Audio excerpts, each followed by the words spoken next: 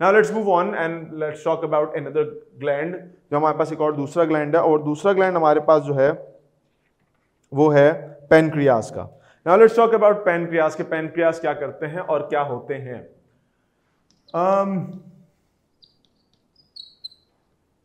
Pancreas जो हैं इनके पहले बारे में बात बता दूं, it is both exocrine and endocrine. Exocrine और एंडोक्राइन दोनों होते हैं, यानी it requires a duct to release its secretions. Endocrine का मतलब ये इसको डक्ट की जरूरत नहीं है अपनी सिक्रीशंस रिलीज करने के लिए, वैसी सिक्रीशंस अपनी रिलीज कर सकता है डायरेक्टली ब्लड के अंदर। इसका एक्सोक्राइन वाला पार्ट जो है, एक्सोक्राइन वाला पार्ट जो है, it is responsible for the breakdown of food, breakdown of food जिसको हम डाइजेशन भी कहते हैं, ये डाइजेशन में रोल प्ले करता है इसका जो एक्सोक्राइन वाला पार्ट है। हम स्टमक के पार्ट्स में पढ़ेंगे ये चीज, या पढ़ा होगा आप लोगों ने पहले कभी, कि लिवर के साथ पैनक्रियास नीचे लगा हुआ होता है, यानी लिवर होता है, लिवर के साथ एक गॉल ब्लैडर होता है, एक छोटी सी डक्ट नीचे आती है, स्मॉल इंटेस्टाइन होती है, साइड में पत्ते की तरह का एक स्ट्रक्चर लगा हुआ होता है। एटलीस्ट मेंढक में पढ़ा होगा आप लोगों ने, फ्रॉग में पढ़ा होगा 9th के अंदर। तो पैनक्रियास जो होती है वो लगी हुई होती है, वहां से पैनक्रियाटिक जूसेस निकलते हैं जो कि फूड की ब्रेकडाउन वगैरह करते हैं, ठीक है ना। तो ये जो एक्सोक्राइन पार्ट है इसका, यानी जो रिलीज कर रहा है सिक्रीशंस को पैनक्रियाटिक डक्ट में, वो डाइजेशन में इस्तेमाल होता है। But when we are talking about the endocrine part, exocrine था फॉर एग्जांपल, सॉरी, ये जो एंडोक्राइन पार्ट है, it is responsible for glucose regulation, glucose regulation. Glucose regulation का मतलब क्या है, जो शुगर है बॉडी के अंदर, ब्लड के अंदर, उसको रेगुलेट करती है। रेगुलेट से मुराद क्या है, रेगुलेट से मुराद यह है अगर ज्यादा हो गई तो कम करना है, कम हो गई तो ज्यादा करना है, लेकिन किसको, सिर्फ और सिर्फ शुगर को, इसके अलावा किसी और चीज पे हाथ नहीं डालना। यहां पर एक और बात भी मैं आपको बताता चलूं जो आपके लिए थोड़ी सी आसान हो जाएगी और फायदेमंद भी होगी और याद रखने में भी ईजी होगी। वो ये है कि एक्सोक्राइन पार्ट जो है, एक्सोक्राइन पार्ट, उसके पीछे जो सेल्स होते हैं उनको हम कहते हैं acinar cells. Acinar cells, acinar cells, acinar cells are responsible for the production of pancreatic juices, जो कि फूड की ब्रेकडाउन में हेल्प करते हैं। On the other hand we have endocrine system और endocrine cells that are responsible for glucose regulation in blood.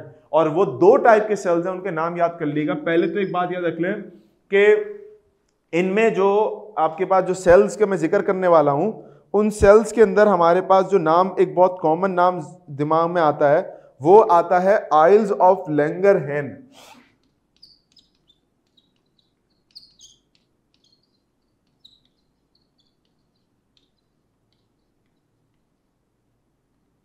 IELTS of लैंगरहैन क्या part है? आइल्स, ये इसलेट कुछ लोग कह देते हैं इसे, वैसे आइल्स हैं because it's derive from the word island. जैसे ISLAND होता है ना, आइलैंड, तमाम तरफ से पानी से भरा हुआ और बीच में ज़मीन की जगह होती है, उसको हम आइलैंड कहते हैं। तो ये आइलैंड्स का मजमुआ आइल्स कहलाता है। Plural of island is known as isles. तो लैंगरहैन वो साइंटिस्ट था जिसने कई सारे देखा कि पैनक्रियास के अंदर जगह जगह पे कुछ ऐसे ग्रुप ऑफ सेल्स लगे हुए हैं जो कि आइलैंड की तरह नज़र आ रहे हैं। हर तरफ जो है वो बाकी सारे सेल्स, उनमें बीच में आपको कुछ मखसूस जगह जगह पे सेल्स नजर आते हैं। दैट वर कॉल्ड एज आइल्स। लैंगरहैन के जजीरे, उनको हमने उर्दू में नाम दे दिया, अंग्रेजी में नाम दे दिया, उर्दू में इसको कहते हैं लैंगरहैन के जजीरे। तो जजीरे, जजायर ऑफ लैंगरहैन के नाम से वो सेल्स मंसूब हो गए कि जिनका काम एंडोक्राइन सिस्टम से रिलेटेड था और ग्लूकोज की रेगुलेशन से रिलेटेड था। अब आइल्स ऑफ लैंगरहैन के अंदर भी दो तरीके के सेल्स थे। एक को हमने नाम दे दिया अल्फा सेल्स और एक को हमने नाम दे दिया बीटा सेल्स। आपने अल्फा रेस, बीटा रेस और गामा रेस पढ़ी होंगी फिजिक्स के अंदर, नहीं पढ़ी तो अब पढ़ेंगे। तो उसमें उसी के ए सेल्स एंड बी सेल्स को हम बायोलॉजिकली अल्फा एंड बीटा के नाम का नाम दे देते हैं। तो अल्फा सेल्स और बीटा सेल्स हमने दो नाम दे दिए, alpha and beta.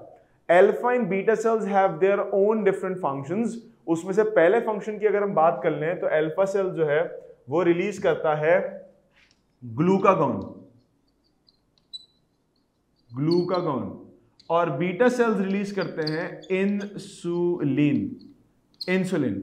Beta cells release करते हैं इंसुलिन और अल्फा सेल्स रिलीज कर रहे हैं ग्लूकागॉन, ठीक है। इसको याद कैसे करना है, कुछ बच्चे भूल जाते हैं इसे कि हम कैसे याद करें, यानी दे मिक्स्ड इट अप समटाइम्स कि भले खासतौर पेपर में टेंशन होती है, स्ट्रेस होता है, तो मैं उनको बताता हूँ एक आसान तरीका इसको याद रखने का। देखो हमारे पास है अल्फा, ठीक है, हमारे पास है बीटा, ठीक हो गया। अल्फा सेल्स किसको निकालना है, ग्लूकागॉन को, और बीटा सेल्स किसको निकालना है, इंसुलिन को। यहां देख लो एक चीज, अल्फा पहले आता है, बीटा बी बाद में आता है, ए पहले आता है बी बाद में आता है। तो ए जिस एंजाइम हार्मोन को रिलीज करेगा उसका पहला वर्ड भी पहले ही आएगा, ए बी से पहले, जी आई से पहले। तो ग्लूकागॉन जी पहले आता है अल्फाबेटिकली और इंसुलिन आई बाद में आता है। तो ए और बी में पहला कौन, ए, जी और आई में पहला कौन, जी। तो पहला लेटर वाला पहले लेटर वाले ही को रिलीज करवा रहा है और दूसरा लेटर वाला दूसरे लेटर वाले ही को रिलीज करवा रहा है। ऐसा ही होता है ना अल्फाबेटिकली, अगर हम देखें A B C D E F G H and then I, तो पहले जी उसके बाद आई। तो इस तरह से भी याद रख ले, किसी ने अगर अपना कोई मिनोमिक्स वगैरह बनाया है सो अच्छी बात है। तो एक जर्नली मैंने बात बता दी कि सकता है किसी को क्लिक कर जाए तो वो उसको यूज कर सके फिर इसको याद रखने के लिए, क्योंकि ये मिस्टेक कर जाते हैं। मैं भी अपने जब 9th में था तो एक बार मैंने मिस्टेक कर दी थी क्लास टेस्ट के अंदर, तो उसके बाद फिर मैंने यही चीज अपने दिमाग में डाली, भाई ऐसे याद कर सकते हैं, इसको ऐसे याद रख लो, तो फिर आज तक मैं कभी भूला नहीं। अब बच्चा अपने हिसाब से क्रिएटिव होते हैं तो वो अपने हिसाब से कोई नई नई चीजें भी निकाल लेते हैं, विच इज गुड। अच्छा अब आ जाओ अगली बात के ऊपर। अब इनका काम क्या होता है, इंसुलिन ग्लूकागॉन का काम देख लेते हैं। इंसुलिन एंड ग्लूकागॉन, इंसुलिन का काम है low blood glucose, blood glucose level को कम करने का काम है इंसुलिन का। Increase blood glucose, blood glucose level को बढ़ाने का काम इनका है, ग्लूकागॉन का। क्लियर हो गई बात? तस्वीर देखिए, let suppose I have a series of cells, मेरे पास सेल्स है ना बहुत सारे, ये मेरे पास सेल्स का एक गुच्छा है, मजमुआ है। यहां पर ब्लड की वेसल चल रही है, ब्लड वेसल चल रही है, ठीक हो गया। ब्लड वेसल में अगर मैं फॉर एग्जाम्पल रिलीज करता हूं, ब्लड वेसल में रिलीज करता हूं क्या, इंसुलिन। क्या रिलीज कर दिया मैंने, इंसुलिन रिलीज कर दी ब्लड के अंदर, ब्लड में इंसुलिन रिलीज कर दी। तो अब क्या होगा, अब ये होगा कि शुगर शामिल हो जाएगी वापस ब्लड सेल के अंदर। If I release insulin into the blood, तो शुगर निकल के चली जाएगी सेल्स के अंदर। जब शुगर सेल्स में चली जाएगी ब्लड से निकल के, तो ब्लड का लेवल ऑटोमेटिकली ड्रॉप कर जाएगा ग्लूकोज का। इंसुलिन सेल से निकल के ब्लड में आई और शुगर उसके नतीजे में चली गई सेल्स में। जब शुगर सेल्स में चली गई तो अब ब्लड हो गया deficit of glucose, level low हो गया। दूसरी तरफ बात समझो, अगर मिसाल के तौर पे मैंने ऐड करा दिया, सेल से निकाला ग्लूकागॉन, क्या निकाला, ग्लूकागॉन, ग्लूकागॉन, तो अब नतीजतन क्या होगा कि सेल्स में से निकल जाएगा ग्लूकोज और वापस आ जाएगा ब्लड में। जब सेल से ग्लूकोज निकल के ब्लड में शामिल हुआ तो इसका मतलब ब्लड में शुगर का लेवल बढ़ गया, बढ़ गया, increase in blood sugar level. तो इस डायग्राम को अच्छे से समझ लीजिए कि इंसुलिन अगर ब्लड में आया तो शुगर वापस चली आएगी सेल में, तो blood is now deficit of glucose, कम हो गया ब्लड, ठीक, कमी हो गई। दूसरी तरफ अगर मैं ग्लूकागॉन रिलीज करता हूं ब्लड में, तो उसके नतीजे में सेल से शुगर भी निकल के ब्लड में आ जाएगी। As a result blood sugar level will increase. दो जुमले इन दोनों के लिए याद रखने के लिए, और तस्वीर इसको हमेशा याद रखने के लिए, ठीक हो गया। अब बात कर लेते हैं एक और चीज। ऐसा खतीजा ने पॉइंट रेज किया कि सेल स्टोर कर रहा है, सेल स्टोर कर रहा है अगर ग्लूकोज को, for example in case of insulin, जाहिर सी बात है शुगर निकल के जब सेल में जा रही है, शुगर जब सेल में जा रही है तो अब सवाल ये पैदा होता है कि वो शुगर जब सेल में जा रही है तो उसका क्या होगा। तो याद रखिएगा कि इंसुलिन के नतीजे में ग्लाइकोजन फॉर्म होता है। ग्लाइकोजन क्या होता है? आपने पढ़ा हो, शायद कभी सुना हो कि शुगर जो है ना, शुगर वो उसकी 3 से 4 टाइप्स होती है हमारे पास। 3 टाइप बड़ी मशहूर है, वही सुन लें, आसानी होगी आपके लिए। पहली टाइप होती है मोनोसैकेराइड। मोनोसैकेराइड टाइप कौन सी है? जिसमें आ जाती है glucose, fructose, galactose. Glucose normal sugar, सबको पता है उसका नाम। फ्रक्टोज कहते हैं फ्रूट शुगर को। जब इन 3 में से कोई 2 शुगर्स आपस में मिलती हैं तो बनती है डाइसैकेराइड। मोनोसैकेराइड से डाइसैकेराइड। फॉर एग्जाम्पल जो हम घरों में इस्तेमाल करते हैं टेबल शुगर, चीनी जिसको हम कहते हैं चाय में डालने के लिए, मुख्तलिफ चीज़ों के लिए, उसको हम आमतौर पे कहते हैं सुक्रोज या टेबल शुगर। सुक्रोज या टेबल शुगर जो गन्ने से निकलती है चाय में डालने के लिए, it is a combination of 2 monosaccharide, जब इसको डाइसैकेराइड कह रहे हैं। It is a combination of fructose and glucose, दोनों मिलती हैं तो डाइसैकेराइड बन जाती है। इसके अलावा एक ग्रुप ओलिगोसैकेराइड का भी आता है, उसको जरा साइड पे करते हैं क्योंकि वो थोड़ा सा ज्यादा टेक्निकल बात है, वो हम आमतौर पर हमें देखने को मिलती नहीं है। तीसरा ग्रुप मैं आपके सामने रखने लगा, जर्नल बात करते हैं, वो होगा पॉलीसैकेराइड्स का। ठीक है, पॉलीसैकेराइड क्या होता है? पॉलीसैकेराइड वो होता है जो बहुत सारे मोनोसैकेराइड से मिलकर बनता है, अनगिनत नंबर हो सकते हैं उसके, जिसमें 2 चीजें बहुत कॉमन आ जाती हैं, एक स्टार्च और एक glycogen. Starch is what? Starch मौजूद होता है आलू में। आलू is filled with starch. Starch is a storage form of glucose. Glucose अगर स्टोर होना है ना तो खाली ग्लूकोज की फॉर्म में नहीं होता, बल्कि ग्लूकोज को जोड़ जोड़ के एक बहुत बड़ा सा स्ट्रक्चर बनाया जाता है, इसको हम पॉलीसैकेराइड कहते हैं, and that is known as starch. अब स्टार्च के साथ सीन ये है, स्टार्च और कहां होता है? स्टार्च होता है मकई में। मकई क्या? मेज।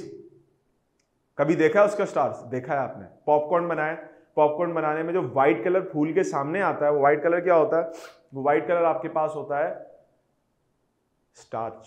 जब उसको हीट मिलती है ना मकई को, तो वो उसका फटता है सीड, उसमें से लिक्विड बाहर निकलता है, दैट स्टार्च। और स्टार्च को जैसी गर्मी मिलती है, तेल मिलता है, तो वो फ्लफी बन के जो है व्हाइट कलर का क्राउन और फ्लावर लाइक स्ट्रक्चर बना देता है, जिसको हम आमतौर पे कहते हैं कि ये आपके पास ये पॉपकॉर्न है। ठीक है, तो पॉपकॉर्न स्टार्च हो गया। अब ये जो स्टोर्ड फॉर्म ऑफ ग्लूकोज है ना, ये शुगर है in plants, it's known as starch. अगर यही चीज एनिमल्स में होगी तो इसको हम कहेंगे ग्लाइकोजन। हमारी बॉडी के अंदर शुगर, एक्स्ट्रा शुगर स्टोर होती है in the form of glycogen, 2 parts में, एक लिवर में और एक मसल्स में। लिवर और मसल्स ये 2 पार्ट्स ऐसे हैं कि उनके अंदर शुगर स्टोर होती है in the form of glycogen. अब क्या मैंने लिखा है यहां पर? इंसुलिन की वजह से ग्लाइकोजन बनता है। ग्लाइकोजन किसकी वजह से बनना है? इंसुलिन की वजह से। आप बोलोगे सर कैसे? ऐसे कि इंसुलिन जब एक्सेस दिलाती है सेल के अंदर शुगर को, तो जो एक्स्ट्रा ग्लूकोज सेल के अंदर गया है, जिसकी अब जरूरत नहीं है सेल को, थोड़ा बहुत इस्तेमाल करने का जो बच गया, it will be used in the formation of glycogen, and glycogen is what? Stored form of glucose. तो जो कुछ आप एक्स्ट्रा शुगर ले रहे होते हो वो स्टोर हो जाती है आपके सेल के अंदर जाके in the form of glycogen. Glucagon क्या करता है? ये जो ग्लूकागॉन है ये क्या करता है? ये ग्लूकागॉन क्या करता है? ग्लूकागॉन